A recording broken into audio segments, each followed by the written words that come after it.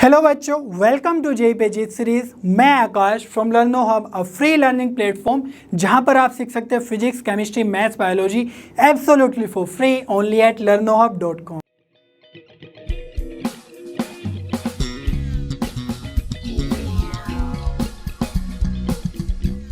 आज हम JEE series में स्टार्ट करने जा रहे हैं बायनोमियल थ्योरम।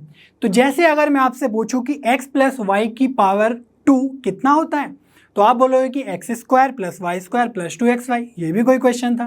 बट अगर आपसे पूछ लिया जाए कि x प्लस वाई की पावर 10 कितना होता है, तो आप उसको नहीं बता सकते क्योंकि उतना लंबा एक्सप्रेशन हमने याद ही नहीं किया है। बट उसको सोल्व करने के लिए हम बायनोमियल थ्योरम की हेल्प लेते हैं और भी बहुत सारी इंटरेस्टिंग चीज़ें इसमें सीखते हैं।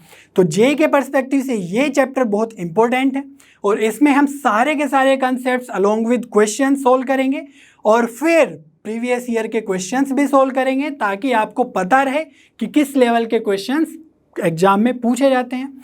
आपको जो भी इंपॉर्टेंट लगता है सब कुछ नोट करते जाना है ताकि आप एग्जाम के टाइम पे उनको प्रॉपरली रिवाइज कर सकें। Are you ready? चलिए शुरू करते हैं।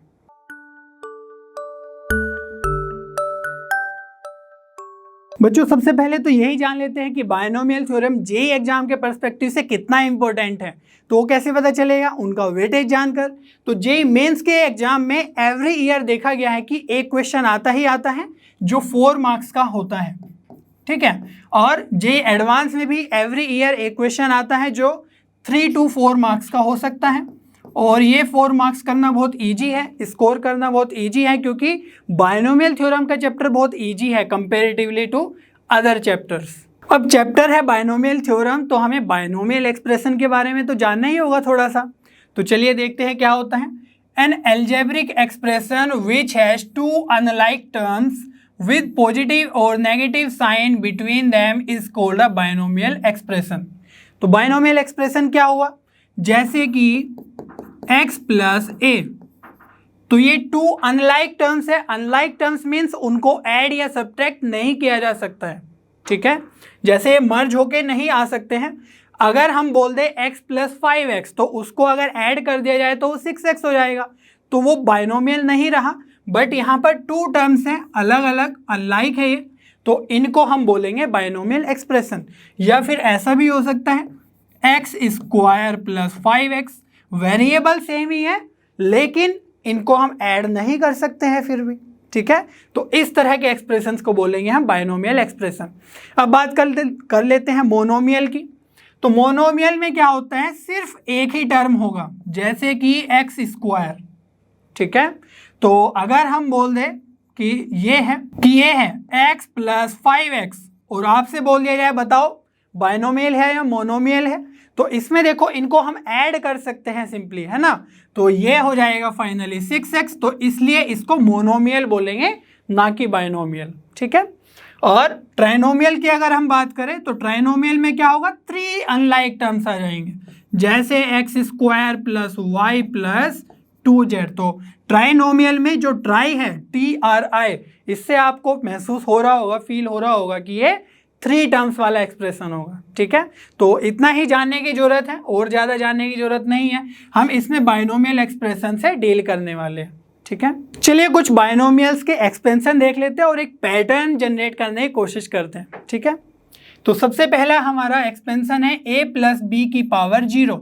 तो किसी भी टर्म की पावर अगर 0 हो तो उसका वैल्यू 1 हो जाता है सिंपली, ठीक है।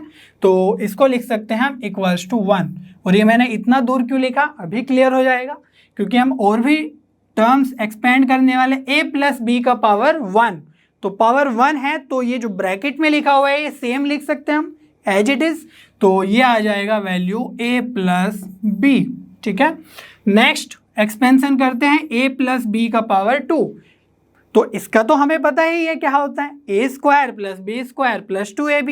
लेकिन मैं थोड़ा डिफरेंट वे में लिखूंगा, a square plus 2ab plus B square.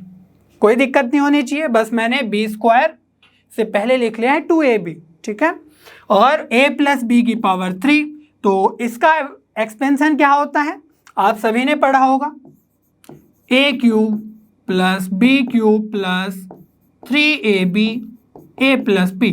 ऐसे हम फॉर्मूला याद रखते हैं, बट इसको भी एक्सपेंड कर लेते हैं क्योंकि हम एक पैटर्न देखने की कोशिश कर रहे हैं। तो ये आ जाएगा ए क्यूब प्लस बी क्यूब, यहाँ से a का मल्टीप्लाई होगा तो 3a square b plus b का मल्टीप्लाई होगा तो 3ab स्क्वायर। ठीक है, तो यहाँ पर मैं लिखूंगा, ये आ जाएगा a क्यूब प्लस, पहले ये वाला टर्म लिख लेते हैं, 3a square b plus 3ab square, और लास्ट में आ जाएगा हमारा बचा हुआ टर्म b क्यूब। ठीक है, इसमें कोई दिक्कत नहीं होनी चाहिए।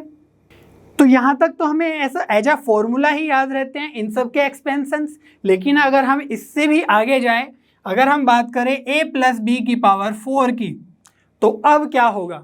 ठीक है, क्योंकि a प्लस बी की पावर 4 का एक्सपेंशन तो हम एज इट इज़ याद नहीं रखते हैं, बट आप बोल सकते हो कि इसमें क्या करेंगे, हम a प्लस बी को बाहर रख लेंगे और फिर a प्लस बी की पावर 3 की मल्टीप्लाई कर देंगे। ठीक है, जो इससे मल्टीप्लाई हो जाएगा, तो वैसा कर सकते हैं, बट यहाँ पर हम डायरेक्टली इसको लिखने की कोशिश करेंगे, एक पैटर्न को जनरेट करने की कोशिश करेंगे। ठीक है, तो कुछ चीज़ें ऑब्जर्व करते हैं जो हमारे पास ऑलरेडी डाटा है।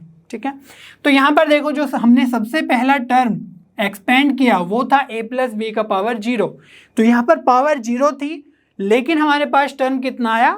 1 आया। ठीक है, अब बात करते हैं, अगर पावर 1 है तो टर्म्स कितने आए? 2 आ गए, तो एक एक एक्स्ट्रा टर्म आ रहा है। ठीक है, जितना पावर है उससे ज़्यादा। और अगर हम 2 की पावर की बात करें तो यहाँ पर टर्म आ गए हैं 3, और अगर हम यहाँ पर 3 देख रहे हैं तो टर्म आ रहे हैं 4। इट मीन्स ये तो हम जनरलाइज कर पा रहे हैं कि जितना पावर है उससे एक एक्स्ट्रा टर्म आ रहा है। दैट मीन्स हम श्योरली बोल सकते हैं कि यहाँ पर अगर 4 पावर है तो टर्म्स कितने आएंगे? 5 आएंगे। इतना तो हमें पता चल गया। अब सेकेंड ऑब्जर्वेशन करते हैं। हमें पता है कि जो यहाँ पर अगर हम बात करें, यहाँ पर तो वैल्यू 1 ही है, बट जो a प्लस बी की पावर 1 का एक्सपेंशन है, तो यहाँ पर 2 टर्म्स हैं। हम यहाँ पर ऑलरेडी ही 2 टर्म्स है, तो हम एक्सट्रीम टर्म्स की ही बात कर लेते हैं। तो ये फर्स्ट टर्म है और ये लास्ट टर्म है, तो यहाँ पर कोफिशिएंट कितना है? यहाँ पर 1 है, और b का कोफिशिएंट कितना है? ये भी 1 है। और अगर हम बात करें जब पावर 2 थी, तो यहाँ पर फर्स्ट टर्म में कोफिशिएंट कितना है? a स्क्वायर का 1 है, और जो लास्ट टर्म है उसका भी कोफिशिएंट 1 है ना। और पावर 3 में अगर हम बात करें, फर्स्ट और लास्ट टर्म के कोफिशिएंट्स कितने हैं? 1 है। तो स्टार्टिंग और लास्ट के कोफिशिएंट्स का, लास्ट के टर्म्स का कोफिशिएंट हमेशा 1 आ रहा है। दैट मीन्स हम इतना श्योरली बोल सकते हैं कि जो पावर 4 है इसके भी जब टर्म्स को एक्सपेंड करेंगे तो फर्स्ट और लास्ट के कोफिशिएंट का, टर्म्स का कोफिशिएंट आएगा 1। इतना क्लियर है? चलिए अब आगे बढ़ते हैं। अब एक और ऑब्जर्वेशन करते हैं a प्लस बी की पावर 2 से। ठीक है, तो यहाँ पर देखो, सबसे पहला टर्म हमने लिखा a की पावर 2। ठीक है, तो यहाँ पर b की पावर कितनी हुई? b की पावर हम 0 एज्यूम कर सकते हैं, right? a square into b की पावर 0, एक ही बात है।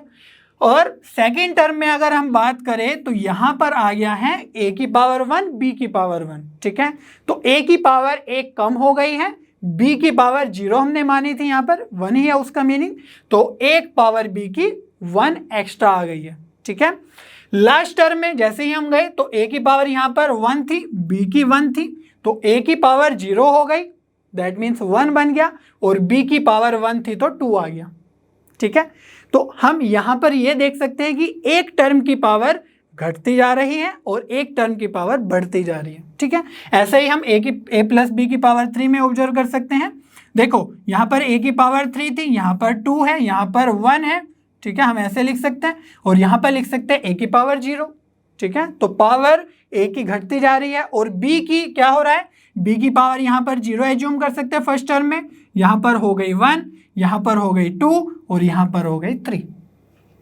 तो क्या हम इस बात से a प्लस बी की पावर 4 का एक्सपेंशन कर सकते हैं? ठीक है, ट्राई करते हैं। तो यहाँ पर देखो, सबसे पहली बात हमें पता है कि 4 पावर है तो 5 टर्म्स होंगे, नो डाउट, और एक टर्म की पावर घटती जाएगी और एक टर्म की पावर बढ़ती जाएगी। ठीक है, तो चलिए लिखते हैं फर्स्ट टर्म क्या होगा। जैसे हम देख ही रहे a स्क्वायर a क्यूब, तो यहाँ पर हम लिख सकते हैं a की पावर 4 हो जाएगी। ठीक है, और प्लस में क्या आएगा? जब हम सेकेंड टर्म लिखेंगे तो a की पावर कितनी रह जाएगी? 3, और b की पावर कितनी आ जाएगी? 1, क्योंकि यहाँ पर b की पावर कितनी है? 0 है। नेक्स्ट में अगर हम जाएंगे तो हमारे पास a की पावर बच जाएगी 2 और b की पावर 1 बढ़ जाएगी, दैट मीन्स ये हो जाएगी 2। ठीक है, और नेक्स्ट में क्या होगा, a की पावर 1 और कम हो जाएगी तो कितना बचेगा, a की पावर 1 और b की पावर 3 और लास्ट में a की पावर बन जाएगी 0 और b की पावर कितने बन जाएगी 4। ठीक है, तो ये तो हम लिख पाए 5 टर्म से, आप देख सकते हो, और एक टर्म की पावर घटती जा रही है, एक टर्म की पावर बढ़ती जा रही है। लेकिन एक चीज और है क्रूशियल जो ध्यान देने वाली है कि जो बीच के टर्म्स हैं, जैसे यहाँ पर 2 है, फर्स्ट और लास्ट टर्म में तो हमने कहा कि कोफिशिएंट हमेशा 1 होगा, लेकिन जो मिडिल टर्म्स है उसके जो कोफिशिएंट है वो 1 नहीं है। ठीक है, उनका कुछ ना कुछ 1 से ज़्यादा क्वांटिटी है, तो यहाँ पर हमारे पास कुछ ना कुछ कोफिशिएंट्स होने चाहिए। क्लियर है इतनी बात? तो यहाँ पर हम क्या कोफिशिएंट्स पुट करेंगे, इसको जानने के लिए हम एक ट्राइंगल पढ़ते हैं जिसको बोलते हैं पास्कल्स ट्राइंगल। तो यहाँ पर आप देख रहे होंगे कि ये ट्राइंगल का फॉर्मेशन आ रहा है। ठीक है, तो इसको ऑब्जर्व करते हुए हमें अब कोफिशिएंट अगर हम फाइंड आउट कर पाए तो हमारा काम बन जाएगा, हम किसी भी टर्म का एक्सपेंशन बहुत इजीली लिख सकते हैं। ठीक है, तो पास्कल ट्राइंगल्स कुछ इस तरीके से दिख सकता है और इसको फ्रेंच मैथमेटिशियन ब्लेज पास्कल ने इंट्रोड्यूस किया था ऑब्जर्व करते हुए इस पैटर्न को। तो यहाँ पर जो ये चीज़ें लिखी हुई है, ये नंबर्स लिखे हुए हैं, ये किसको रिप्रेजेंट करता है, जब हमारे इंडेक्स 0 है तो हमने देखा था a प्लस बी की पावर 0 कितना आ गया था, वैल्यू 1। ठीक है, तो जब इंडेक्स हमारी 1 थी तो हमारा वैल्यू आया था a प्लस बी, तो उनके जो कोफिशिएंट थे, a का कोफिशिएंट 1 और b का कोफिशिएंट भी 1, तो वही यहाँ पर हम रिप्रेजेंट कर रहे हैं। ठीक है, और जब इंडेक्स हमारी 2 थी, आपको याद होगा a square plus 2ab plus B square, तो a स्क्वायर का कोफिशिएंट 1, b स्क्वायर का कोफिशिएंट 1 और जो मिडिल टर्म था ab उसका कोफिशिएंट 2। ठीक है, सिमिलरली जब इंडेक्स हमारी 3 थी तो हमारे कोफिशिएंट आए थे 1 3 3 1, ये तो आपको याद ही होगा। तो यहाँ पर जो फर्स्ट टर्म और लास्ट टर्म है आप देख सकते हैं कि 1 ही है, और जो मिडिल टर्म्स है उनमें कुछ ना कुछ वैल्यू है, कुछ 1 से ज़्यादा वैल्यूज़ हैं। ठीक है, तो इन्हीं के हेल्प से हम इंडेक्स 4 को भी लिख सकते हैं। ठीक है, तो इतना तो आपको याद ही होगा कि जब इंडेक्स 4 है तो टर्म्स कितने आएंगे, 1 2 3 4 5, 4 से एक ज़्यादा। ठीक है, तो चलिए अब बात करते हैं जो मिडिल वाले टर्म्स हैं उनको हम कैसे लाते हैं। तो जो ये 2 है इसको लाते हैं हम ऊपर के टर्म्स को ऐड करके। ठीक है, 1 प्लस 1 कितना हो जाएगा 2, और अगर हम 3 की बात करें तो 1 प्लस 2 ये हो जाएगा 3, यहाँ पर भी 1 प्लस 2 कितना हो जाएगा 3। ठीक है, कितना इजी है ये सब। और अगर हम इंडेक्स 4 के लिए बात करें तो फर्स्ट और लास्ट टर्म का जो कोफिशिएंट होगा वो तो 1 ही होगा, और मिडिल टर्म्स की अगर हम बात करें तो 1 प्लस 3 ये कितना आ जाएगा 4, 3 प्लस 3 ये कितना आ जाएगा 6, और 3 प्लस 1 ये कितना आ जाएगा 4। तो जब हम इंडेक्स 4 की बात करते हैं a प्लस बी की पावर 4, तो उनके जो कोफिशिएंट्स होंगे वो होंगे 1 4 6 4 1। तो यहाँ पर आप देख पा रहे होंगे एक सिमेट्री भी है, फर्स्ट और लास्ट टर्म का कोफिशिएंट 1 है, ये तो सभी का है, बट जो मिडिल टर्म्स है उसमें भी स्टार्टिंग से सेकेंड टर्म और लास्ट से सेकेंड टर्म का जो वैल्यू है वो भी सेम ही है, 4 4 है कोफिशिएंट्स का वैल्यू, और बीच में है 6। तो चलिए इसको लिख लेते हैं जल्दी से। a की पावर 4 का कोफिशिएंट 1, a क्यूब b की पावर 1 का कोफिशिएंट कितना आ जाएगा 4, यहाँ पर आ जाएगा 6 और यहाँ पर आ जाएगा 4। तो ये हमारा a प्लस बी की पावर 4 का एक्सपेंशन होगा। ठीक है, अब यहाँ पर प्रॉब्लम ये है कि अगर हमें a प्लस बी की पावर 5 का एक्सपेंशन लिखना है तो हमें ये ट्राइंगल को जानना ही होगा। ठीक है, तो 5 के लिए हम तभी लिख पाएंगे जब हमें 4 के लिए पता होगा, क्योंकि हम उन्हीं को तो ऐड करके लिखेंगे। ठीक है, तो इस प्रॉब्लम को अवॉइड करने के लिए हम थोड़ा और जनरलाइज करेंगे कि हमें अगर 5 इंडेक्स के लिए कोफिशिएंट्स चाहिए तो हम 4 वाले को बिना लिखे ही 5 का डायरेक्टली कैसे लिख सकते हैं। ठीक है, इसको जानने के लिए हमें अब काम करना है, बाकी सब काम तो हमें पता ही चल गए। एक टर्म का जो पावर है वो कम होगा, एक टर्म का बढ़ेगा। ठीक है, दूसरे टर्म का, और जो कोफिशिएंट है बस उसी को हम कैसे पैटर्न में लिख सकते हैं उसको हम सीखने की कोशिश करेंगे। ओके, कोफिशिएंट्स को पैटर्न में लिखने के लिए हमें एक इंपॉर्टेंट कॉन्सेप्ट की जरूरत पड़ेगी, एनसीआर। इसको हम परम्यूटेशन एंड कॉम्बिनेशन में डिटेल में पढ़ चुके हैं। एनसीआर क्या होता है? तो सी से क्या होता है? कॉम्बिनेशन या सिलेक्शन। तो एन डिस्टिंक्ट ऑब्जेक्ट्स में से अगर हमें आर डिस्टिंक्ट ऑब्जेक्ट्स को सेलेक्ट करना है तो इसी से जो फॉर्मूला बनता है वो आता है एनसीआर के थ्रू। ठीक है, तो एनसीआर का जो फॉर्मूला है वो क्या होता है? अगर आपने पढ़ा है तो आपको याद होगा, factorial n upon factorial r factorial n minus r, ये फॉर्मूला होता है। आई होप ये आपने देखा ही होगा। तो अगर ये नहीं देखा है तो आपको बहुत दिक्कत आने वाली है, तो आई सजेस्ट यू कि आप जरूर से देख लो ये सब। कॉम्बिनेशन का भी अगर फॉर्मूला क्लियर है तो ये हो जाएगा। ठीक है, तो यहाँ पर इसको यूज कैसे करते हैं ये देखते हैं किसी नंबर के थ्रू। सपोज ये है हमारे पास टर्म 8c3। ठीक है, तो 8c3 का मीनिंग हुआ फैक्टोरियल 8 अपॉन फैक्टोरियल 3। जो नीचे r है उसी को हम फैक्टोरियल में लिखते हैं, और n माइनस आर, तो जो ऊपर है माइनस नीचे 8 माइनस 3, तो इसको क्या लिखेंगे? Factorial 8 upon factorial 3 into factorial 5। ठीक है, तो फैक्टोरियल 8 को एक्सपेंड करेंगे, कितना जाएगा? 8 7 इंटू 6, और आगे ना एक्सपेंड करते हुए मैं डायरेक्ट फैक्टोरियल 5 के फॉर्म में लिख दूंगा। ठीक है, तो ये आ जाएगा आपका फैक्टोरियल 3 और फैक्टोरियल 5। तो फैक्टोरियल 5 से फैक्टोरियल 5 कैंसिल। ठीक है, तो यहाँ पर आप एक चीज़ ऑब्जर्व कर सकते हो, ये मैंने बताया भी था परम्यूटेशन कॉम्बिनेशन में, कि इसको हम लिख सकते हैं सिंपली 8 7 6 और नीचे आ जाएगा 3 इंटू 2। ठीक है, तो 8c3 की अगर हम बात करें तो हमने क्या किया है, यहाँ से कट करके इसको और इसको देखो अब लास्ट वाले टर्म को, तो यहाँ पर हमने 8 को 3 टाइम्स लिखा है डिक्रीजिंग ऑर्डर में। ठीक है, तो 8 7 6 एक एक हम कम करते गए और मल्टीप्लाई में लिखा, और डिनोमिनेटर में क्या आया? 3 का फैक्टोरियल। ठीक है, तो यहाँ पर लिख सकते हैं हम 3 इंटू 2 इंटू 1 का कोई सेंस नहीं है मल्टीप्लिकेशन में, तो 3 इंटू 2 से भी काम चल जाएगा। तो यहाँ पर यह 1 भी लिख लो, सिमेट्रिक सा लगेगा। तो न्यूमरेटर में हमने वो टर्म्स लिखे, 8 को कम करते गए, और नीचे जो डिनोमिनेटर में है वो फैक्टोरियल 3 आएगा, 3 इंटू 2 इंटू 1। अब इसको सिंप्लीफाई करके कितना आ जाएगा? 3 इंटू 2 कितना हो गया? 6, तो 8 7 जा 56। तो इस तरीके से हम शॉर्ट में एक्सपेंड कर सकते हैं। आई होप ये आपको क्लियर होगा। यहाँ पर हमें एक प्रॉपर्टी की जरूरत पड़ेगी, बहुत इंपॉर्टेंट है, n C r equals to n C n minus r. ठीक है, ये आपको ध्यान रखनी है, अगर नहीं पता है तो ये एक रिवीजन टाइप का ही है, क्योंकि हमें इस चैप्टर में भी बहुत इंपॉर्टेंट है इस हमारे लिए, तो इसीलिए थोड़ा सा रिवीजन कर रहे हैं। और अगर हम इस प्रॉपर्टी को देखें तो इसको यूज करते हैं 8c5 के थ्रू, है ना, किसी भी टर्म में आप यूज कर सकते हो। तो इसको क्या लिख सकते हैं? 8c5 को इसको लिख सकते हैं हम 8c n - r लिखा हुआ है, तो नीचे क्या लिख सकते हैं? जो n है ऊपर है 8 माइनस और जो नीचे है 5। ठीक है, तो ये क्या आ गया आपका 8c5 इक्वल्स टू 8c3। कर सकते हैं आप इतना, और फिर 8c3 की वैल्यू तो हमारी आई गई 56। ठीक है, और अगर आप 8c5 को भी एक्सपेंड करोगे तो आपको यही वैल्यू मिलेगी।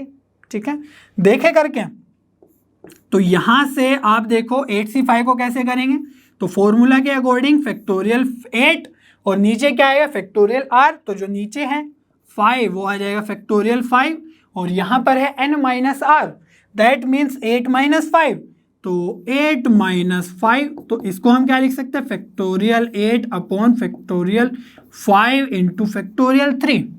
ठीक है, और अगर आप ध्यान से देखो तो ये टर्म ये इसी के तो इक्वल है ना, तो दोनों के दोनों 8c3 और 8c5 से हमारा सोल्व करने के बाद वही टर्म आ रहे हैं, दैट मीन्स हमारा 8c5 और 8c3 का वैल्यू सेम ही होगा। ठीक है, अब थोड़ा सा और बात कर लेते हैं कुछ टर्म्स के ऊपर। तो अगर हम बात करें कोई भी n हो, जनरलाइज कुछ भी नंबर हो सकता है, पॉजिटिव इंटीजर, तो nc0 की अगर हम बात करें तो इसका वैल्यू क्या होगा? Factorial n upon factorial 0 into factorial n minus 0, that means simply n। ठीक है, तो फैक्टोरियल n से फैक्टोरियल n कैंसिल, और फैक्टोरियल 0 का वैल्यू कितना होता है 1, तो यहाँ से आपका वैल्यू आ जाएगा NC0 का 1। ठीक है, तो 5C0 हो, 10C0 हो या 15C0, कितना भी 0 हो, है ना, NC0 हमेशा क्या होगा, वैल्यू 1। अगर हम बात करें NCN की, तो यहाँ पर क्या होगा, ऊपर आ जाएगा फैक्टोरियल n, नीचे कितना आ जाएगा फैक्टोरियल n, और मल्टीप्लाई में नीचे और क्या आता है n minus r, that means ऊपर वाला माइनस नीचे वाला n माइनस n आ जाएगा, that means n minus n हो जाएगा आपका 0। तो फैक्टोरियल n से फैक्टोरियल n गया, तो यहाँ पर वैल्यू कितनी आ जाएगी, अगेन 1 आ जाएगी। ठीक है, और इसको आप इस प्रॉपर्टी के थ्रू भी देख सकते हैं, NCR को लिख सकते हैं आप NCN माइनस R, तो इसी तरीके से NCN को क्या लिख सकते हो, NCN minus N, that means NC0, और NC0 की वैल्यू हमने अभी देखी 1 है। ठीक है, एक टर्म और देख लेते हैं NC1। ठीक है, तो NC1 मीन्स n कुछ भी हो सकता है, 10, 15, 20 जो भी होगा, बट वैल्यू C1 के साथ हमेशा वही आएगी, क्या आएगी, factorial n upon factorial 1 upon factorial n minus r, तो n माइनस 1। ठीक है, फैक्टोरियल n को हम क्या लिखते हैं, n into factorial n minus 1 upon factorial 1 और फैक्टोरियल n माइनस 1, तो फैक्टोरियल n माइनस 1 कैंसिल, और फैक्टोरियल 1 का वैल्यू तो 1 ही है, और यहाँ से NC1 की वैल्यू कितनी आ जाएगी, फाइनली n आ जाएगी। ठीक है, तो जैसे हम लिखते हैं 5C1, तो उसकी वैल्यू क्या आ जाएगी, सिंपली यहाँ पर देख पा रहे हो n आएगी, तो सिंपली वैल्यू आ जाएगी 5। 10C1, तो उसकी वैल्यू आ जाएगी 10। ठीक है, तो आई होप ये सब आपने पढ़ लिया होगा, बट अगर नहीं भी पढ़ा है तो आप इसको जरूर से पढ़ लो, और जिसने पढ़ भी लिया है उसका रिवीजन हो गया। ठीक है, चलिए अब आगे बढ़ते, चलिए पास्कल ट्राइंगल को रिक्रिएट करने की कोशिश करते हैं यूजिंग NCR। ठीक है, तो हमें पता है कि जब इंडेक्स 0 है तो कोफिशिएंट कितना आता है, वैल्यू 1, इंडेक्स 1 है तो कोफिशिएंट आता है 1, 1, 2, 3 और 4। ठीक है, तो इन सभी पैटर्न को हम यूजिंग NCR लिखने की कोशिश करेंगे। तो यहाँ पर हमारे पास एक एम्प्टी है, तो यहाँ पर जो ये है 1, ये कैसे आता है, a प्लस बी की पावर n मैंने लिख लिया, n एक जनरलाइज टर्म हो गया, है ना, इंडेक्स, तो n की वैल्यू 0 भी है, 1 भी हो सकती है, 2 भी, 3 भी, 4 भी, तो जैसे भी हमें रिक्वायरमेंट होगी हम कर लेंगे। ठीक है, तो हमने अभी देखा कि जब भी हम बात करते हैं NC0 या NCN की, तो हमारी वैल्यू कितनी आती है, हमेशा 1 आती है, और हमने यहाँ पर एक पैटर्न नोटिस किया था कि जो बिगिनिंग या फिर स्टार्टिंग और लास्ट के जो टर्म होते हैं वो उनका कोफिशिएंट 1 होता है। तो यहाँ पर हम इतना तो देख पा रहे हैं कि यहाँ पर वैल्यू 1 आ रही है। ठीक है, तो इसीलिए हम ऐसा कर सकते हैं कि NC0 NCN यहाँ पर पुट कर दे, जिस भी n के करस्पॉन्डिंग हम उसको लिख रहे हो। ठीक है, चलिए देखते हैं, अगर हम 1 की बात करें तो यहाँ पर n तो 0 है, क्या हम इसको ऐसे लिख सकते हैं 0C0, है ना, तो इसके अकॉर्डिंग 0C0 इसकी वैल्यू 1 ही आ जाएगी। ठीक है, और अगर हम इंडेक्स 1 के लिए बात करें तो यहाँ पर 1, 1 ही है ना, इसमें 2 ही टर्म है, तो ये बिगिनिंग का हो गया, ये लास्ट टर्म हो गया, तो इसको हम ऐसे लिख सकते हैं, यहाँ पर n का वैल्यू तो 1 हो गया। ठीक है, तो 1C0 1C1, तो दोनों का वैल्यू 1 ही हो जाएगा। ठीक है, 1C0 1C1, ओके, और अगर हम 1 to 1 की बात करें तो हमें पता है कि फर्स्ट और लास्ट टर्म तो 1 ही रहना है, दैट मीन्स उसमें हम 0 और n का वैल्यू यूज कर सकते हैं।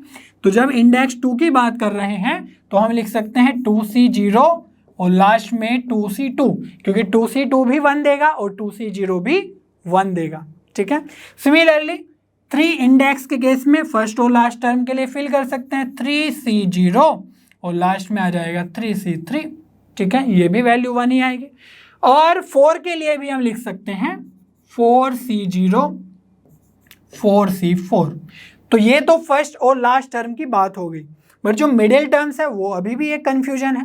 ठीक है, तो यहाँ पर देखो 2C0 है और लास्ट में 2C2 है, और बीच में क्या बचा, अगर हम 0 और 2 के बीच में देखें 1 बचा। ठीक है, और हमने एक चीज ये भी सीखी थी कि NC1 कितना होता है, n देता है हमेशा वैल्यू। ठीक है, तो यहां पर अगर हम बात करें 2C1 की, तो 2C1 की वैल्यू कितनी आ जाएगी, जो n है वही आ जाएगा n, तो 2C1 की वैल्यू आ जाएगी 2। दैट मीन्स हम यहाँ पर 2C1 पुट कर सकते हैं क्योंकि इसका वैल्यू अल्टीमेटली क्या है, कोफिशिएंट 2। ठीक है, तो एक पैटर्न सा दिख रहा है बनता हुआ। 2 तो इंडेक्स है जिसके करस्पॉन्डिंग हम लिख रहे हैं, और 0 1 2 तो जो r की वैल्यू है वो 1 2 3 4 इस तरीके से बढ़ती जा रही है। ठीक है, सिमिलरली अगर यहां पर देखें इंडेक्स 3 के लिए, तो ये वैल्यूज कितनी है 3, तो हम लिख सकते हैं ना 3C1 3C1। ठीक है, तो यहां पर 3C0 था, यहां पर आ जाएगा 3C1, और अगर हम यहां पर भी 3C1 लिख दे तो वैल्यू तो 3 ही रहेगा। ठीक है, ये काम तो हो जाएगा, लेकिन एक पैटर्न नहीं बनेगा क्योंकि यहाँ पर 0 है 1 है और यहाँ पर 3 है, तो बीच में r की जगह 2 आना चाहिए ना। तो 3C2 की कितनी वैल्यू होगी ये चेक कर लेते हैं। ठीक है, तो 3C2, और हमने अभी एक प्रॉपर्टी लिखाई थी जिसमें बोला था कि 3C2 को लिख सकते हैं 3C3 - 2 NCR = NCn - r, तो यहाँ पर हम लिख सकते हैं 3C3 - 2 3C1। ठीक है, और 3C1 का भी वैल्यू कितना है 3। दैट मीन्स हम सेफली बोल सकते हैं कि 3C2 का वैल्यू भी कितना होगा 3 होगा। हम 3C1 ना लिख के हम 3C2 लिखना प्रीफर करेंगे क्योंकि उससे एक पैटर्न बन जाएगा। करेक्ट, तो यहां पर हम लिख सकते हैं सिंपली 3C2। क्लियर है इतनी बात। अब 4C0 4C4, तो इसके बीच में तो आप लिख ही सकते हो ना। अब तो यहां पर आ जाएगा 4C1 4C2 4C3। अगर इनकी वैल्यूज आप चेक करोगे तो यही आएगी 4 6 4। चलिए करते हैं, तो 4C1 तो आपको क्लियर ही है कि यहाँ पर NC1 की तरह n आ जाएगा वैल्यू, दैट मीन्स 4C1 की वैल्यू 4 आ जाएगी, ये तो क्लियर है। और 4C3 को हम इसी प्रॉपर्टी के अकॉर्डिंग क्या लिख सकते हैं 4C4 - 3, दैट मीन्स 4C1, और 4C1 का वैल्यू कितना है अभी हमने देखा 4 ही है। ठीक है, तो इसका वैल्यू भी 4 आ जाएगा, बट 4C2 का वैल्यू कितना होगा, चलिए इसको भी एक्सपेंड कर लेते हैं। 4C2 इसको कैसे करेंगे, 4 को लिखेंगे 2 टाइम्स डिक्रीजिंग ऑर्डर के मल्टीप्लिकेशन में, तो 4 × 3, और नीचे कितना आ जाएगा 2 फैक्टोरियल, तो 2 × 1, तो 2 से गया 4 2 टाइम्स, तो 3 × 2 हो गया 6। दैट मीन्स 4C2 का वैल्यू कितना आ गया हमारा 6। तो हम इसी तरीके से जिस भी इंडेक्स के करस्पॉन्डिंग हम लिख रहे होंगे कोफिशिएंट्स, उसको हम लिखेंगे ऊपर n की जगह, यहाँ पर NCR में n n n n, और जो r की जगह है उसको हम एक एक बढ़ाते जाएंगे। ठीक है, तो इस तरीके से हम एक पैटर्न जनरेट कर पाएंगे। अब हमने कोफिशिएंट्स को भी पैटर्न में लिखना सीख लिया है, तो चलिए अब बायनोमियल एक्सपेंशन करते हैं यूजिंग NCR। तो सबसे पहला जो एक्सपेंशन है इसको तो हम इजीली लिख सकते हैं। हमने बताया था कि एक टर्म की पावर घटती जाएगी और दूसरे टर्म की पावर बढ़ती जाएगी। ठीक है, तो यहाँ पर इसको हम ऐसे लिख सकते हैं क्या, a⁻0 b⁻0, वैल्यू तो 1 ही है। ठीक है, तो अभी हम टर्म्स लिख रहे हैं और उसके जो कोफिशिएंट्स है वो बाद में एक साथ लिखेंगे। तो a + b⁻1, तो इसको कैसे लिख सकते हैं a⁻1 और b⁻0 फर्स्ट टर्म में। ठीक है, प्लस फिर a की पावर घट जाएगी 0 हो जाएगी और b की पावर बन जाएगी 1। ठीक है, सिमिलरली अगर हम बात करें a + b⁻2 की, तो इसको कैसे लिख सकते हैं a⁻2 b⁻0, प्लस a की पावर कम हो जाएगी 1 हो जाएगी और b की पावर 1 बढ़ जाएगी, ये 0 थी ये भी 1 हो जाएगी। ठीक है, और a⁻0 और b की पावर 2। ठीक है, और नेक्स्ट एक्सपेंशन अगर देखें तो यहाँ पर है a⁻3 b⁻0 plus a⁻2 b⁻1 plus a⁻1 और b की पावर बन जाएगी 2 प्लस a की पावर अब 0 और b की पावर 3। तो इस तरीके से एक टर्म की घटती जा रही है पावर्स और एक टर्म की बढ़ती जा रही है। तो यहाँ पर आ जाएगा a⁻4 b⁻0 plus a⁻3 b⁻1 plus a⁻2 b⁻2 plus a⁻1 b⁻3 plus a⁻0 b⁻4।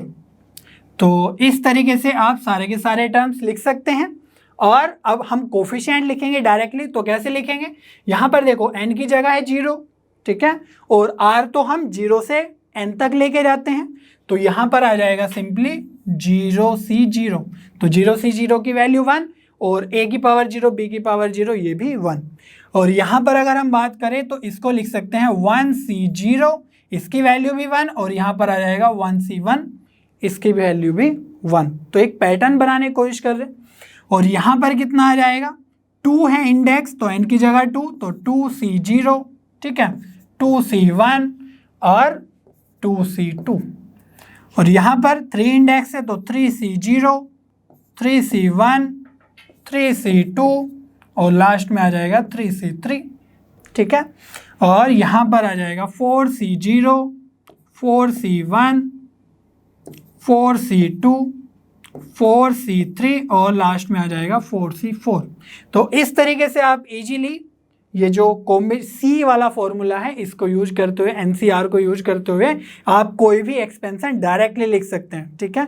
तो उसमें आपको वो जो पास्कल ट्राइंगल था हर एक स्टेप को करने की जरूरत नहीं पड़ेगी। यहाँ से डायरेक्टली आप a प्लस बी की पावर 10 तक को भी लिख सकते हैं, ठीक है। कैसे स्टार्ट करेंगे 10c0, ठीक है, और a की पावर जो फर्स्ट टर्म है उसकी पावर कितनी हो जाएगी, टोटल 10 ही हो जाएगी, ठीक है, और b की पावर 0 और ऐसे बढ़ती जाएगी, फिर a की पावर घटती जाएगी, b की पावर बढ़ती जाएगी। तो इसको एक जनरलाइज वे में लिखने की कोशिश करते हैं, ठीक है। चलिए अब जनरलाइज्ड बायनोमियल एक्सपेंशन लिख लेते हैं। तो हमें एक्सपेंड करना है x प्लस a की पावर n को। तो यहाँ पर x और a क्या हो सकता है, तो x और a बिलोंग्स टू c क्या है, कॉम्प्लेक्स नंबर। तो x और a की वैल्यू रियल भी हो सकती है, इमेजिनरी भी हो सकती है, ठीक है। तो भी हमारा जो एक्सपेंशन है वो सेम ही रहेगा, काम करेगा। और जो n का वैल्यू है वो एक होल नंबर होना चाहिए, जैसे कि 0, 1, 2, 3, 4, 5, 6, है ना। तो उस केस में ये काम करेगा। अगर n की वैल्यू फ्रैक्शन हो गई लाइक 1/2 या 3/4 तो उस केस में जो हम लिखेंगे वो काम नहीं करेगा, ठीक है। तो x प्लस a की पावर n, तो यहाँ पर हम लिखेंगे nc0, याद ही होगा आपको, nc0 से स्टार्ट करना है और ncn तक जाना है, ठीक है। और फर्स्ट टर्म की पावर क्या होगी, n बन जाएगी और सेकेंड टर्म की पावर कितनी रहेगी, 0, ठीक है। नेक्स्ट टर्म अगर हम लिखें तो ये आएगा nc1 x की पावर n-1, तो एक टर्म की पावर घटेगी और a की पावर कितनी हो जाएगी, 1 हो जाएगी, ठीक है, बढ़ जाएगी एक। और इसी तरीके से अगर हम एक NCR क्या है, कोई भी एक ऐसा टर्म है जो 0 और n के बीच में है, लाइक अगर n 10 है तो r हो सकता है कि 5 हो, ठीक है। तो ऐसा एक जनरलाइज टर्म है। तो यहाँ पर अगर इसको लिखना है कैसे लिखेंगे, तो यहाँ से x की पावर कितनी हो जाएगी, तो हम देख पा रहे हैं कि जब NC1 था तो पावर कितनी हो गई थी, n-1। तो जब NCR है तो पावर कितनी हो जाएगी, सिंपली n-r, ठीक है। और a की पावर कितनी है, यहाँ पर NC1 है तो a की पावर है 1, यहाँ पर a की पावर हो जाएगी सिंपली r, ठीक है। और ऐसे ही जब हम लास्ट टर्म लिखेंगे तो क्या आएगा, NCN x की पावर n-n होगा, क्योंकि जो नीचे है उसको हम उतना हम माइनस कर रहे हैं x की पावर में, ठीक है। तो n-n का मीनिंग हो जाएगा x की पावर 0 और a की power complete, that means n, ठीक है। तो ये हमारा बायनोमियल थ्योरम हो गई या एक्सपेंशन हो गया, ठीक है। इसको अगर हम एक जनरलाइज वे में लिखना चाहे, है ना, समेशन में हम लिख सकते हैं ना, जहाँ पर एक पैटर्न दिख रहा हो, तो यहाँ पर पैटर्न ही है कि NC0, NC1, NC2 ऐसे बढ़ते जाएगा और x की पावर n, n-1, n-r। तो जो ये हमने r में लिखा है, क्या हम r में एक जनरलाइज्ड टर्म लिख सकते हैं जिसको हम समेशन के अंदर लिख लें। चलिए देखते हैं। तो हम लिख सकते हैं x प्लस a की power n summation of NCR x की पावर n-r, और ये आ जाएगा a की पावर r। और r की वैल्यू कहाँ से कहाँ तक है, r की वैल्यू हम वेरी करा सकते हैं 0 से लेकर n तक, ठीक है। तो जब इस टर्म में आप r = 0 पुट करेंगे तो आपको फर्स्ट टर्म मिल जाएगा, ठीक है। और जब हम r की जगह 1 पुट करेंगे तो क्या होगा, NC1 सेकेंड टर्म मिलेगा, NC1 x की पावर n-1 a की पावर 1, ठीक है। तो इसी तरीके से लास्ट में जो टर्म आएगा r इक्वल्स टू n, तो लास्ट वाला टर्म बन जाएगा इजीली। तो इसीलिए हम इसको इस तरीके से भी लिख सकते हैं। और यहाँ पर जो NC0, NC1, NC2 ये सब है ना, और लास्ट में क्या है NCN। तो इन सब को आपको पता ही है ये कोफिशिएंट्स है, बट चूंकि हम बायनोमियल थ्योरम पढ़ रहे हैं तो इनको बोल देते हैं बायनोमियल कोफिशिएंट्स। तो इनको हम यूज करेंगे हमेशा नाम से बायनोमियल कोफिशिएंट्स। चलिए फिर आगे बढ़ते हैं। चलिए कुछ इंपॉर्टेंट रिजल्ट्स देख लेते हैं। तो हमने अभी देखा x प्लस a की पावर n के लिए क्या एक्सपेंशन होगा, NC0 x की पावर n a की पावर 0 प्लस NC1 x की पावर n माइनस 1 a की पावर 1 प्लस NC2 x की पावर n माइनस 2 a की पावर 2, और लास्ट में क्या टर्म आएगा NCN x की पावर 0 और a की पावर n। तो ये तो हमने देख ही लिया है, बट अगर मैं a की जगह यहाँ पर माइनस a लिख दूँ, ठीक है, तो अगर हम एक्सपेंशन करें x माइनस a का तब क्या होगा। तो यहाँ पर सिंपली हमें ये देखना है कि जो लिखा हुआ है वो बेसिकली ये लिखा हुआ है x प्लस माइनस a की पावर n, तो हमें इसका एक्सपेंशन करना है, ठीक है। तो जो सेकंड टर्म है उसको a ना एज्यूम करके हम अब इसको माइनस a यूज करेंगे, ठीक है। तो इसको लिखने की कोशिश करते हैं, NC0 x की पावर n माइनस a की पावर 0 प्लस NC1 x की पावर n माइनस 1 और माइनस a की पावर कितनी आ जाएगी अब 1, ठीक है।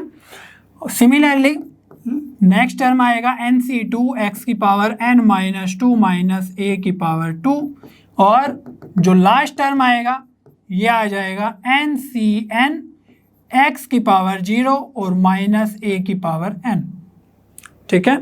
तो इसमें डिफरेंस क्या हुआ, बस a की जगह माइनस a लिख दिया है, बट इससे फाइनली बनता क्या है ये देख लेते हैं, x माइनस a की पावर n। तो जो फर्स्ट टर्म है NC0 x की पावर n, तो यहाँ पर देखो माइनस a की पावर 0 है, तो माइनस a की पावर 0 का तो मतलब 1 ही हो गया है, ठीक है। तो हम a की पावर 0 कुछ लिखे ना लिखे कोई बात नहीं, बट यहाँ पर माइनस a की पावर 1 है, ठीक है। दैट मीन्स मल्टीप्लाई में फाइनली माइनस a होगा, ठीक है।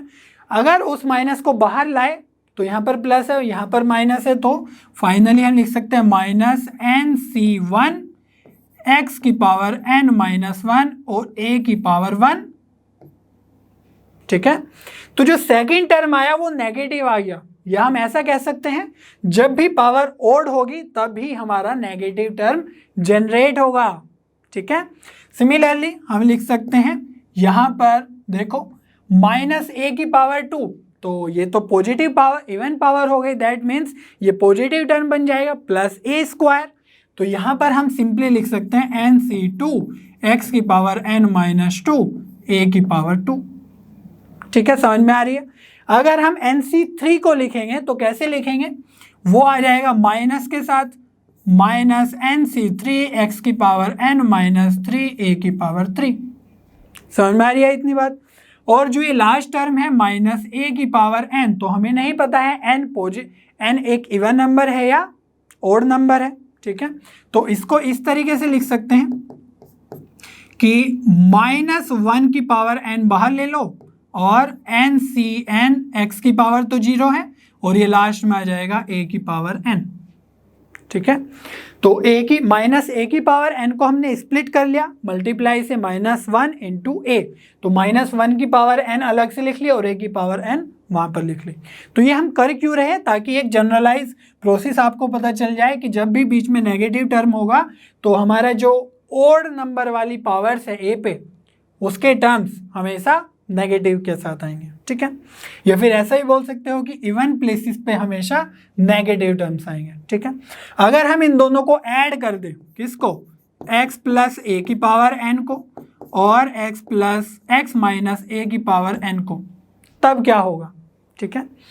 तो x प्लस ए की पावर n और x माइनस ए की पावर n पे फोकस करना है।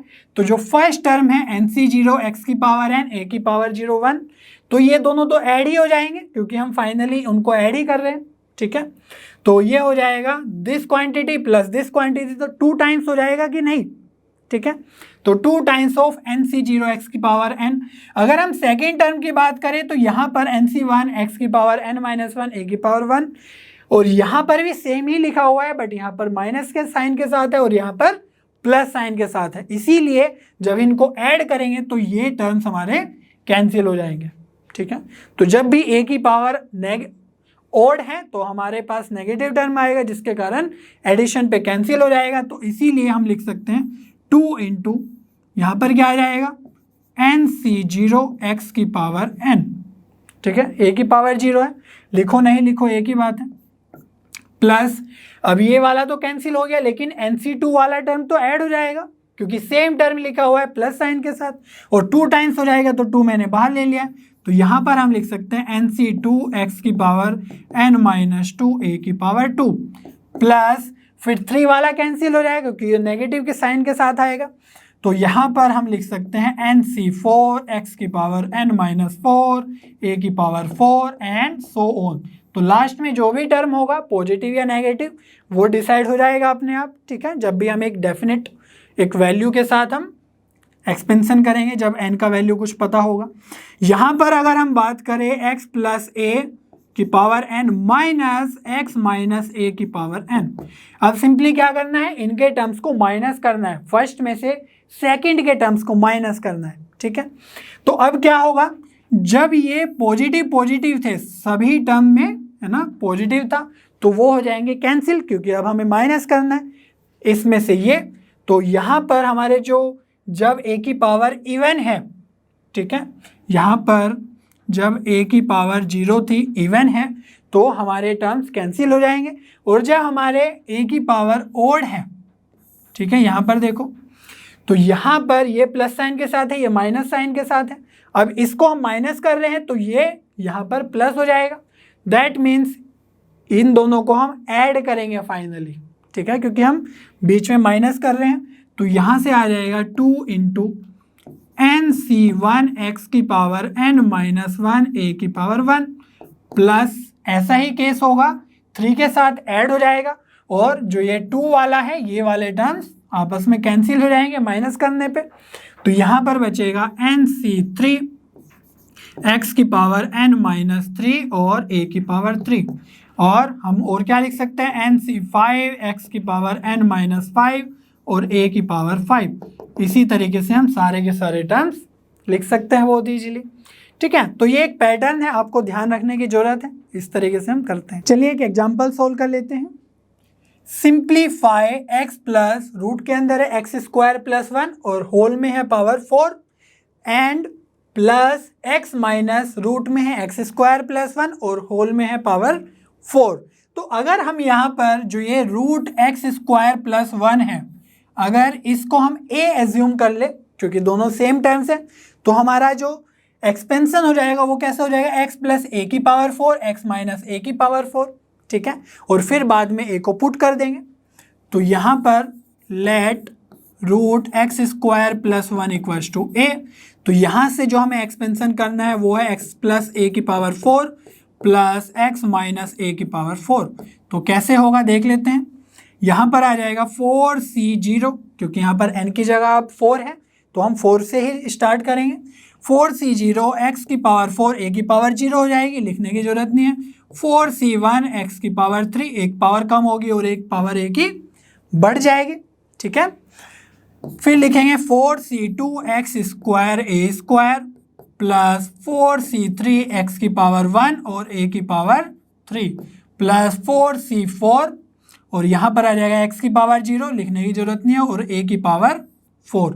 तो ये तो फर्स्ट टर्म का एक्सपेंशन हो गया, ठीक है, x प्लस a की पावर 4 प्लस अब हम लिखेंगे सेकेंड टर्म का एक्सपेंशन, ओके। तो यहाँ से कितना आ जाएगा हमारा, सिमिलर ही आएगा 4c0 x की पावर 4, लेकिन यहाँ पर ध्यान देने वाली बात है माइनस a है, ठीक है, तो इसको हम मान सकते हैं x प्लस और ब्रैकेट में माइनस ए, जैसा हमने लास्ट स्लाइड पे किया है। तो यहाँ पर हम ए की जगह माइनस ए पुट करते जाएंगे, ठीक है। तो यहाँ पर माइनस ए की पावर 0 लिखने की जरूरत नहीं है, 1 ही हो जाएगा।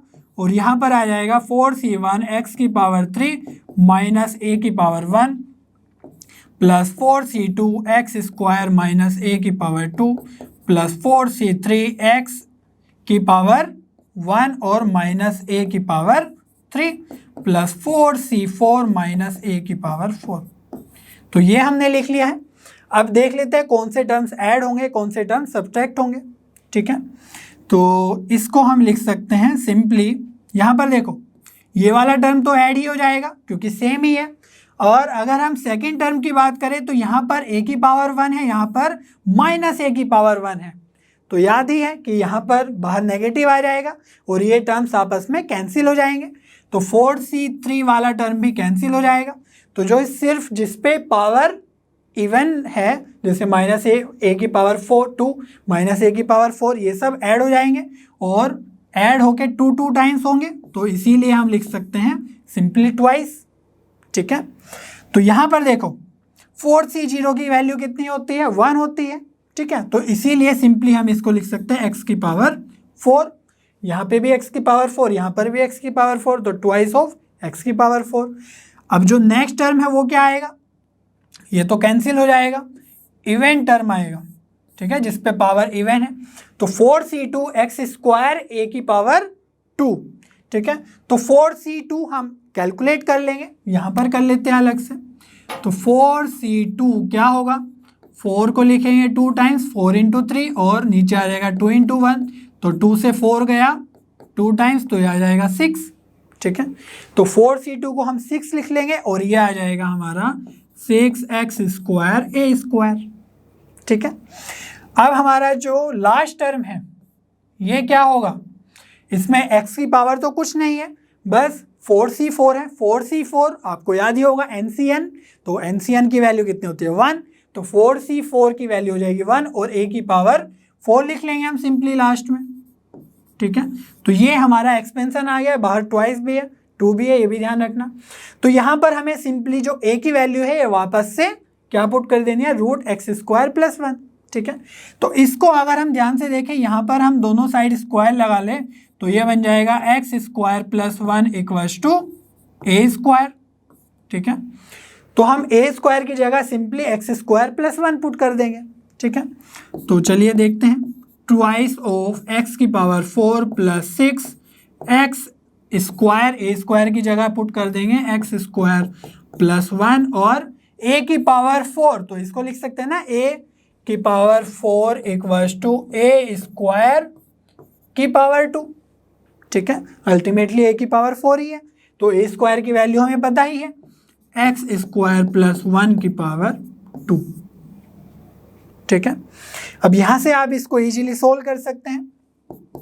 तो यहाँ पर 2 है, x की पावर 4, यहाँ से कितना आ जाएगा देखो 6x², ये भी x², तो यह आ जाएगा 6x की पावर 4 प्लस 1 के साथ मल्टीप्लाई करेंगे 6x² प्लस, और यहाँ से एक्सपेंड करेंगे, इस फॉर्मूला को डायरेक्ट कर लेंगे, x की पावर 4 प्लस ये आ जाएगा 1 प्लस 2x²। तो यहाँ पर x की पावर 4, यहाँ पर भी x की पावर 4 और ये भी x की पावर 4, तो ये हो जाएगा 6, 1 और 1 8x की पावर 4, ठीक है। और कौन से टर्म्स आएंगे, तो यहाँ पर है 6x² और 2x², तो इनको भी ऐड कर देंगे, तो ये आ जाएगा हमारा 8x², ठीक है। और बाकी कौन से टर्म्स है, बाकी है सिर्फ 1, तो 1 भी पुट कर सकते हैं।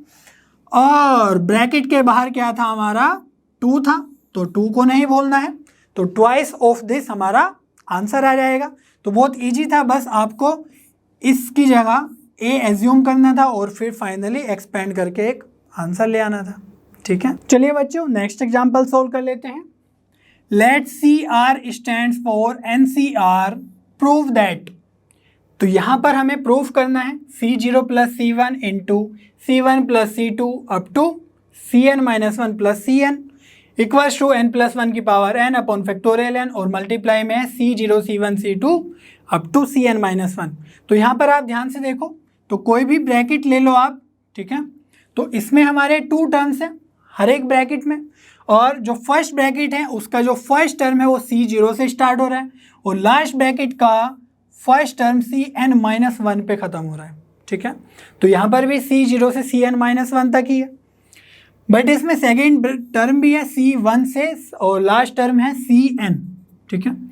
तो हर एक ब्रैकेट को अगर हम काउंट करें तो हम बोल सकते हैं कि C1 से स्टार्ट हो रहा है, C2, C3 है ना, और Cn है लास्ट में। तो यहाँ पर जो ब्रैकेट्स हैं वो हो गए n ब्रैकेट्स, ठीक है। अब हम किसी तरीके से अगर हर एक ब्रैकेट के 2 टर्म्स को अगर 1 टर्म बना पाए, ठीक है, और उस 1 टर्म को फिर मल्टीप्लिकेशन में लिखा रहेगा वो, तो कुछ इस तरीके से आ सकता है मल्टीप्लिकेशन में। तो हमारा टास्क यही रहेगा कि हम कैसे इसको कंडेंस करेंगे, कैसे 2 टर्म को 1 टर्म बनाएंगे। तो यहाँ पर ध्यान से देखो, सब ब्रैकेट्स मल्टीप्लिकेशन में है, तो मल्टीप्लिकेशन के लिए हम यूज़ करते हैं पाई का सिंबल। जैसे समेशन के लिए जब टर्म्स सम में लिखे रहते हैं समेशन में, तो हम सिग्मा का यूज़ करते हैं, तो यहाँ पर सिमिलरली पाई का यूज़ करेंगे। तो पाई r = 1 से n तक हो जाएगा, क्योंकि हमने देखा कि 1 और n तक जा रहा है, n टर्म्स होंगे। तो किसी भी ब्रैकेट को हम कैसे लिखेंगे देखते हैं, फर्स्ट को ही लिख लेते हैं। तो यहाँ पर r = 1 पुट करेंगे तो C1 मिलेगा, लेकिन हमें C0 भी चाहिए, तो उसके लिए हम लिख सकते हैं सिंपली CR-1 प्लस, और C1 के लिए लिख सकते हैं CR, ठीक है। तो अगर हम इसमें n पुट कर देंगे तो Cn-1 और Cn मिल जाएगा।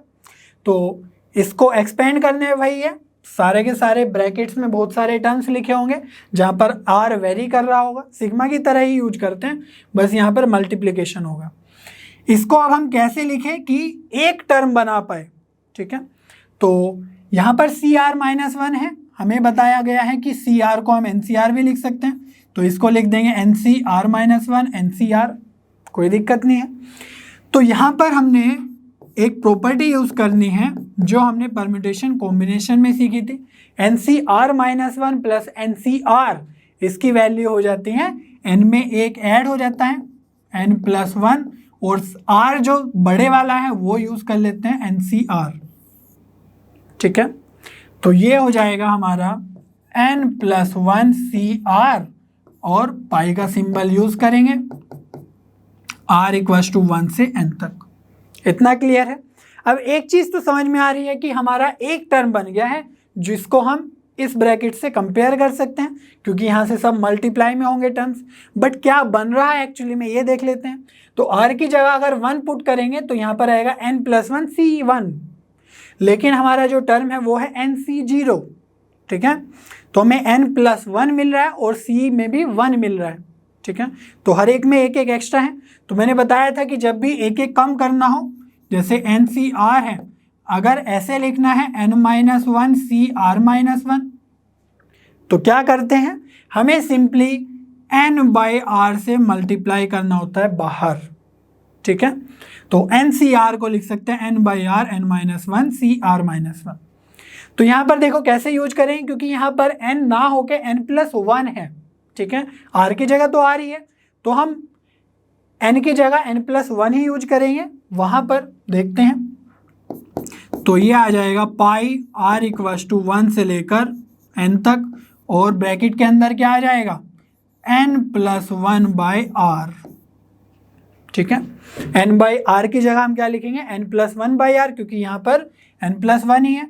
और ब्रैकेट के अंदर प्रॉपर्टी यूज करने के बाद ये क्या बनेगा, ध्यान से देखो, n+1 है तो यहाँ पर n था तो एक माइनस हो रहा है ना अल्टीमेटली, तो n+1 में एक माइनस होगा तो n बच जाएगा, और CR में भी एक माइनस होगा तो R-1 बन जाएगा। क्लियर है इतनी बात। अब देखो यहाँ पर मल्टीप्लिकेशन में ये बन रहा है कि नहीं, तो NCR-1, R की जगह 1 पुट करेंगे तो क्या बनेगा NC1-1 NC0, तो हमारा फर्स्ट टर्म बन गया। फिर मल्टीप्लाई होगी तो r की जगह 2 रखेंगे, NC2-1 NC1 बन जाएगा, तो हमारा सेकेंड टर्म आ जाएगा। सिमिलरली जब हम n पुट करेंगे तो यहाँ पर आ जाएगा NCn-1, जो हमारा लास्ट टर्म है ब्रैकेट के अंदर। दैट मीन्स हमें ये वाला टर्म तो मिल गया है लेफ्ट हैंड साइड में भी। अब बस हमें ये वाला टर्म फाइंड आउट करना है, कैसे आएगा, n+1 की power n upon factorial n, ये आएगा यहां से। ठीक है, अब हमें इनको सिंपली स्प्लिट कर देना है। जैसे सिग्मा में आप यूज कर चुके होंगे, तो कुछ ऐसे होता था ना, मान लो के आर है, ठीक है, के प्लस आर है, तो इसको क्या लिख सकते थे, सिग्मा के प्लस सिग्मा आर। ठीक है, अब क्योंकि यहाँ पर मल्टीप्लाई में है तो ये डिस्ट्रीब्यूट भी मल्टीप्लाई में ही होगा। ठीक है, तो देखो इसको लिख सकते हैं पाई आर इक्वल्स टू 1 से n तक, और यहाँ पर आ जाएगा n+1 अंदर में, सिमिलरली मल्टीप्लाई में रहेगा पाई आर इक्वल्स टू 1 से n तक, और ये क्या है 1/r, तो ये आ जाएगा 1/r। मैंने n+1 को अलग क्यों लिखा है, क्योंकि इसमें कोई भी r नहीं है ना, सारा का सारा कांस्टेंट है ये टर्म, और ये इसमें r है, इसको सेपरेटली लिख लिया, और इसको भी लिख लेंगे, तो ये क्या आ जाएगा पाई r इक्वल्स टू 1 से n और NCr-1। ठीक है, तो ये हमारे 3 टर्म्स आ गए। अब देखते हैं n+1 को कैसे सोल्व करेंगे हम। तो जैसे हमें पता है कि सिग्मा के में क्या होता है, ठीक है, अगर r इक्वल्स टू 1 से n तक है तो यहाँ पर आ जाता है k प्लस k, है ना, और कितने टाइम्स आता है, क्योंकि r 1 से n तक जा रहा है तो n टाइम्स आएगा, दैट मीन्स यहाँ पर आ जाएगा nk। ठीक है, k को हम n टाइम्स ऐड करेंगे। सिमिलरली यहाँ पर मल्टीप्लाई हो रहा है, ठीक है, तो यहाँ पर हर बार क्या होगा, n+1 इंटू n+1 n+1, और कितने टाइम्स होगा, जब r इक्वल्स टू 1 पुट करेंगे तो यही टर्म आएगा, r इक्वल्स टू 2 पुट करेंगे तो यही टर्म आएगा, मल्टीप्लाई में, और n तक जाना है। ठीक है, तो n टाइम्स ये मल्टीप्लाई हो जाएगा, तो इसको लिख सकते हैं हम n+1 की पावर n। क्लियर है इतनी बात, तो यहां से हमें मिल गया n+1 की पावर n फर्स्ट ब्रैकेट से।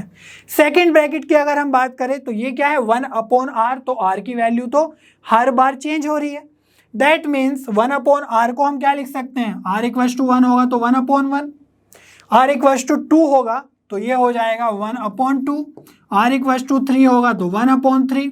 ठीक है, इस तरीके से लास्ट में क्या बनेगा, r इक्वल्स टू n भी पुट करेंगे तो ये आ जाएगा 1/n। ठीक है, तो इसको और क्या लिख सकते हैं, क्या हम लिख सकते हैं 1/, नीचे में क्या आ जाएगा 1 into 2 into 3 into 4 and up to n। ठीक है, तो 1/, मल्टीप्लाई में है 1 से n तक नेचुरल नंबर्स, तो इसको हम लिख सकते हैं 1/फैक्टोरियल n। ठीक है, और यही हमें राइट हैंड साइड में भी चाहिए, तो इसको हम लिख सकते हैं सिंपली फैक्टोरियल n। ठीक है, और इसको तो हमने पहले ही बता दिया था कि क्या आएगा, इसको एक्सपेंड करके NC r की जगह 1 पुट करेंगे तो NC0 NC1 NC2 up to NCn-1, तो इसको सिंपली लिख सकते हैं C0 C1 C2 C3 and up to Cn-1। तो यही आ गई हमारी RHS। ठीक है, आई होप आपको बहुत अच्छे से समझ में आया होगा, थोड़ा लेंथी है, थोड़ा ट्रिकी है, हम इन प्रॉपर्टीज़ को यूज़ करना सीख पाए इसमें। ठीक है, तो आई होप बहुत अच्छे से समझ में आया होगा। ठीक है, चलिए बायनोमियल कोफिशिएंट्स की कुछ प्रॉपर्टीज़ देख लेते हैं। ठीक है, तो यहाँ पर हमें एक्सपेंशन यूज़ करना होगा एक 1 + x की पावर n का। ठीक है, तो इसमें क्या करेंगे हम, सिंपली इसको एक्सपेंड करना है, NC0 1 की पावर n आएगी और x की पावर क्या आएगी 0, प्लस NC1 1 की पावर कितनी आएगी n-1 और x की पावर आ जाएगी 1। तो 1 की पावर तो कितनी भी हो फर्क नहीं पड़ रहा है, और x की पावर एक एक बढ़ती जाएगी, तो NC2 x की पावर 2, इस तरीके से हम लिखेंगे। ठीक है, और जो लास्ट टर्म आएगा वो आएगा NCn 1 की पावर तो कितनी हो जाएगी 0, क्योंकि 1 की पावर हर बार घटती जा रही है, और x की पावर आ जाएगी यहाँ पर n। ठीक है, इसको हम थोड़ा डिफरेंट वे में लिखने की कोशिश करेंगे, 1 + x की पावर n। तो NC0 को हम NC0 ना लिख के, जैसा हमने लास्ट एग्जाम्पल में सीखा है कि हम NCr को CR भी अगर डिनोट कर दे तो काम चल जाता है, जब हमें पता हो कि n कितना है, तो यहाँ पर हम लिख सकते हैं ना C0। ठीक है, 1 की पावर n 1 ही रहेगा, x की पावर 0 1 रहेगा, तो ये आ जाएगा C0 प्लस NC1 को क्या लिख सकते हैं C1, और 1 की पावर तो कुछ भी हो, और यहाँ पर आ जाएगा x, फिर नेक्स्ट टर्म आएगा C2 x की पावर 2, ठीक है। तो ये थोड़ा सा अच्छा सा लग रहा है, C3 x की पावर 3, C4 x की पावर 4, सिमिलरली ऐड होते चला जाएगा और लास्ट में आएगा Cn x की पावर n, ठीक है। अब देखो हमें क्या चाहिए, हमें करना है कि जो भी ये बाइनोमियल कोफिशिएंट्स है C0, C1, C2, C3 up to Cn, इनका समेसन चाहिए, ठीक है। तो जब भी हमें समेसन चाहिए और हम देख पा रहे हैं कि सभी टर्म्स के बीच में प्लस साइन है, तो यहाँ पर हम अगर x इक्वल्स टू 1 पुट कर दें, ठीक है, तो 1 पुट कर देंगे तो क्या होगा, ये भी C1 बन जाएगा, यहाँ पर भी 1 बन जाएगा, तो ये C2, ये C3 बन जाएगा, क्योंकि 1 की पावर कितनी भी हो सिंपली 1 ही हो जाएगी। तो यहाँ पर C3, C4, C5 up to Cn आ जाएगा। तो यही हमें करना है, पुट x इक्वल्स टू 1, ठीक है, बोथ साइड। तो यहाँ पर क्या हो जाएगा 1 + 1 2 की पावर n आ जाएगा, और राइट हैंड साइड में क्या आएगा C0 plus C1 plus C2 plus C3, क्योंकि x की जगह सब जगह हम 1 1 1 पुट कर देंगे, तो Cn, ठीक है। तो ये हमारा एक रिजल्ट बनता है जिसको हम डायरेक्टली यूज़ करते हैं, ठीक है। तो जब मैंने परम्यूटेशन कॉम्बिनेशन पढ़ाया तो मैंने तब बताया था कि इसको हम डायरेक्टली यूज़ करते हैं। ये आता कैसे है, ये मैंने बोला था कि हम बाइनोमियल थ्योरम में सीखेंगे, तो यही हमने सीख लिया है। तो जब भी हमें किसी भी एक्सपेंशन में उनके कोफिशिएंट्स का सम चाहिए, तो हम क्या करते हैं, जो भी वेरिएबल्स है उसकी जगह हम 1 पुट कर देते हैं, ठीक है। तो इस पे और भी हम एग्जांपल सोल्व करेंगे, बट यहाँ पर एक और इंटरेस्टिंग रिजल्ट बनता है। ये तो हमारा रिजल्ट नंबर 1 आ गया है, ठीक है। तो एक रिजल्ट आता है 1 - x की पावर n से, ठीक है। यहाँ पर क्या करना है, सिंपल एक्सपेंशन करना है। तो जैसे हमने x - a का किया था, उसको माना था x प्लस -a, ठीक है। तो ब्रैकेट के अंदर मान लो 1 + -x लिखा हुआ है, तो कैसे करेंगे, सिंपली NC0 1 की पावर n, फर्क ही नहीं पड़ेगा, और -x की पावर 0, ठीक है। तो सेकेंड टर्म जो है उसको हम -x एज्यूम करके चल रहे हैं। सिमिलरली जब हमें NC1 लिखना होगा तो 1 की पावर n - 1, कोई बात नहीं, -x की पावर 1, NC2 में क्या लिखेंगे -x की पावर 2, NC3 में लिखेंगे -x की पावर 3, और लास्ट में क्या लिखेंगे NCn -x की पावर n। क्लियर है इतनी बात। तो यहाँ पर देखो जब भी -x की पावर 1 है तो हमारा एक जो वैल्यू बनेगा -x बनेगा, तो एक नेगेटिव बाहर आ जाएगा। सिमिलरली जब यहाँ पर NC3 -x की पावर 3 है तो ये बन जाएगा -x की पावर 3, तो माइनस बाहर आ जाएगा, और जहाँ पर पावर इवन है वहाँ पर पॉजिटिव वैल्यू आएगी, +x² बन जाएगा, तो साइन चेंज नहीं होगा। तो इसको अच्छे से लिखने की कोशिश करते हैं, 1 - x की पावर n, तो यहाँ पर हम लिख सकते हैं C0, और यहाँ पर -x की पावर 1 है, तो यहाँ पर आ जाएगा -NC1 को लिख देंगे C1, और ये x, ठीक है। नेक्स्ट टर्म आ जाएगा C2 x², फिर माइनस है तो यहाँ पर आ जाएगा -C3 x³ plus C4 x की पावर 4 माइनस C5 x की पावर 5, ठीक है। और जो लास्ट वाला टर्म है उसका क्या होगा, अगर n पॉजिटिव होगा, ठीक है, तो जैसे n हर बार जा रहा है तो देखना होगा कि n अगर पॉजिटिव है तो यहाँ पर प्लस साइन आएगा, और अगर n माइनस है तो यहाँ पर नेगेटिव साइन आ जाएगा। तो सारा का सारा हमें एक्सपेंड करने की ज़रूरत नहीं है, इतने से ही हमारा काम चल जाएगा, ठीक है। यहाँ पर देखो, हाँ, अगर अगेन हमें कुछ रिजल्ट बनाना है तो इसके लिए हमें x को 1 पुट करना होगा, पुट x = 1। तो देखो लेफ्ट हैंड साइड में क्या हुआ, 1 - 1 की पावर 0, दैट मीन्स 0 की पावर n हो जाएगी, है ना। तो यहाँ पर आ जाएगा सिंपली 0। तो यहाँ से क्या आया, x की जगह राइट हैंड साइड में भी 1 पुट कर देंगे, तो यह आ जाएगा C0 - C1 plus C2 - C3 plus C4 minus C5 plus C6 minus C7 plus and so on. ठीक है, तो यहां पर आप देख पा रहे हो कि जब भी C0 है, C2 है, C4 है, C6 है, उनके साथ प्लस है, और C1 C3 C5 C7 के साथ माइनस है। तो क्या कर सकते हैं, और इधर पे है 0, तो क्या करेंगे कि जो नेगेटिव टर्म्स है उसको इधर ले आएंगे, पॉजिटिव बना लेंगे। ठीक है, तो इधर आ जाएगा कितना हमारा C1 plus C3 plus C5 plus C7। ठीक है, तो इस तरीके से जहां पर भी 1 3 5 ओड वाले टर्म्स होंगे वो आ जाएंगे लेफ्ट हैंड साइड, और राइट हैंड साइड क्या चला जाएगा, C0 plus C2 plus C4 plus C6 and so on. ठीक है, तो यहां पर आप देखो C1 कहां से आया, C1 आया जो इवन पोजीशन पे था। ठीक है, और C3 भी इवन पोजीशन पे है, फोर्थ पोजीशन पे। C0 कहाँ है, ओड पोजीशन पे, फर्स्ट पोजीशन पे। सिमिलरली C2 भी ओड पोजीशन पे है। तो ये इवन पोजीशन वाले हैं और ये सब ओड पोजीशन वाले हैं। ठीक है, तो यहाँ पर आप ध्यान से इस बात को देखो कि हमारे पास जो भी सारे के सारे टर्म्स हैं, ठीक है, यहाँ पर सारे टर्म्स को ऐड करने के बाद हमें क्या मिला था, 2 की पावर n मिला था। ठीक है, तो इसके जो इवन पोजीशन वाले हैं, सॉरी ऑड पोजीशन वाले हैं, ठीक है, C0 C2 C4 वो सब कहाँ है, इधर है। और जो इवन पोजीशन वाले हैं C1 C3 C5 and so on वो सब एक साइड है। ठीक है, तो इस समेशन में से हाफ टर्म्स एक साइड आ गए, हाफ टर्म्स उस साइड चले गए। ठीक है, दैट मीन्स हम बोल सकते हैं कि जो इसका टोटल समेशन है उसका अगर हाफ करे तो वो यहाँ से मिल जाएगा, और अगर हाफ करे तो वो सेकेंड हाफ यहाँ से मिल जाएगा। ठीक है, क्योंकि हाफ टर्म्स इधर हाफ टर्म्स उधर, तो इसीलिए हम यहाँ पर 2 की पावर n देख पा रहे सभी का समेशन। तो हाफ टर्म का समेशन कितना हो जाएगा, 2 की पावर n बाय 2, क्योंकि हाफ करना है। ठीक है, तो इसका वैल्यू भी कितना आएगा, 2 की पावर n बाय 2, और इसका वैल्यू भी कितना आएगा, 2 की पावर n बाय 2। ठीक है, तो यहां से आपका वैल्यू आ जाएगा 2 की पावर n माइनस 1।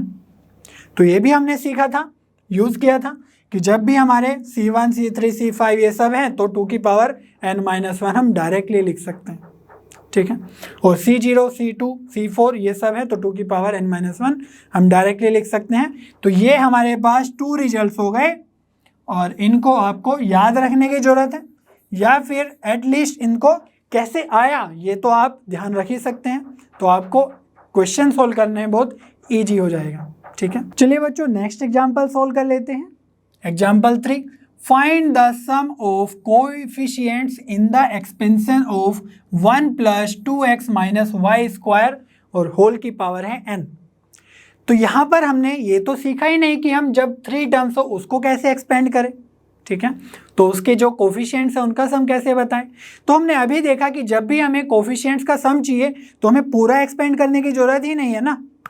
तो यहाँ पर जो लिखा हुआ है 1 plus 2x minus y square की पावर n, तो इसको एक्सपेंड करके कुछ कुछ टर्म्स तो आएंगे नो डाउट।